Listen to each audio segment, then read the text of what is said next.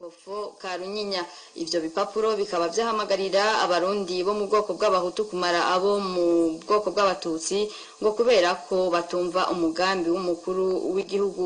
Buramatari wa Karusi Karini Mbarushimana akababazwa no kubona hakiriho abarundi bacifuza gucanishamwo amoko, agasaba rero ko abarundi na cane abanyakarusi bobandanya babumbatira amahoro n'umutekano. Ni nkuru ya mugenzi wacu Gad Ndagijimana.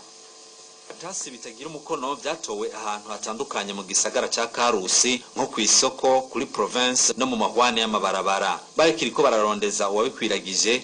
Abanyagihugu bahi Karusi baciye bamenyesha Buramatari na komiseri w'igipolisi muri Karusi ko babonye uriko arabikwiragiza niyo aciaja kwinyegeza. Kubera ko inyabunde zikorera hamwe twararusa amakuru atugira ati turabonye uhejeje gusanzaza izo mpapuro, tugira Imana abo bamubonye bamumenye wariwe acagenda kwinyegeza mu kabare k'umuntu yitwa Sogo. Ako kabare kwa Sogo uwo yazikwiragije yitwa Nkunzingoma Aimable, umwigisha wo kuri Ecofo Karunyinya, yarahinjiye aguma abandanya no mu kazu ka sugumwe. Yaje nkumeranya ukamubwira tukibaza ko bagiye kuri toilette, itwara tuzi ibiko biramukurikira.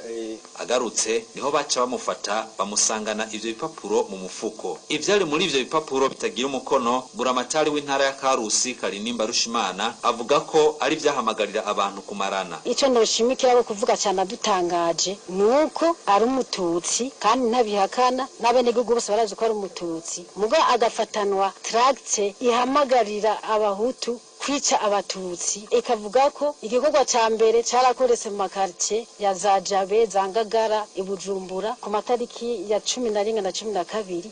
Ati noneho ni mu marire abo bamenje abatutsi batumva umugambi badashaka umukuru w'igihugu. Biratangaje rero kubona umututsi ahamagarira abenegihugu b'abahutu waje kumara abatutsi. Buramatari w'intara ya Karusi rero ahamagarira abanyakarusi kwirinda abantu bakwiragiza ibihuha no kubashengeza, akanabahamagarira kandi